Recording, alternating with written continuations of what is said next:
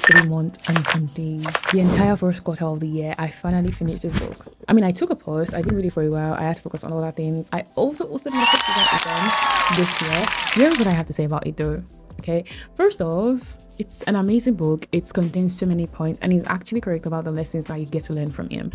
But one thing I would like us to talk about, or you can put your opinions in the comment section and let me know if I'm thinking it in the wrong way. What do you expect when you're reading biographies of people, or when you're reading a story about somebody? I feel most cases we're trying to read it to know who they are or to understand the kind of person that they are, and then you can get encouraged along the line, or you can, get some strategies along the line, or you can learn one or two along the line while you're reading. Now, why am I saying this? I'm saying this because I came across the content a few months back. So the person made like a funny video where it was talking about the fact that instead of you to get motivation from this particular book, you get demotivated.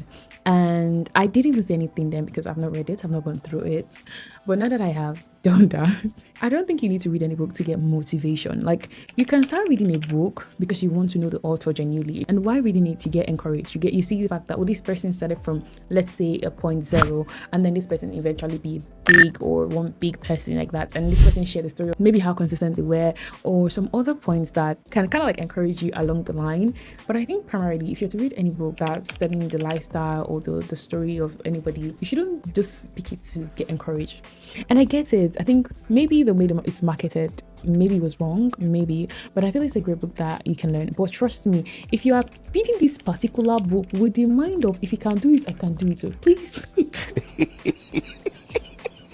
I'm sorry to disappoint you, but given the circumstances of the nation right now, and given the fact that you don't have the same access, the same resources, the same connections and opportunities that you had access to, you might not do the same thing. But I think the lessons you can learn are out of the resources that he had access to, more or less who he is, the traits or characteristic that he has. I think there was a time where he was talking about where he was creating a structure for his business, what he look out for in people if he wants to join their team, how he cares about loyalty.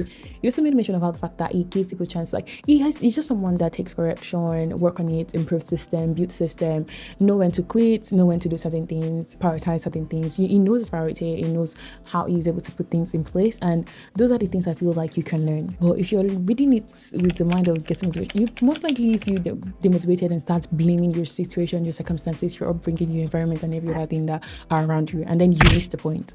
So it's an amazing book, something I would definitely tell you to read if you're starting a business or you own one already, if you've not already picked it up, or if you're trying to know how you can, just you're curious about it. I feel like it's something you can definitely read, but please don't read it with the mind of getting motivation, because you might end up getting the opposites. Okay, that is my overview about it.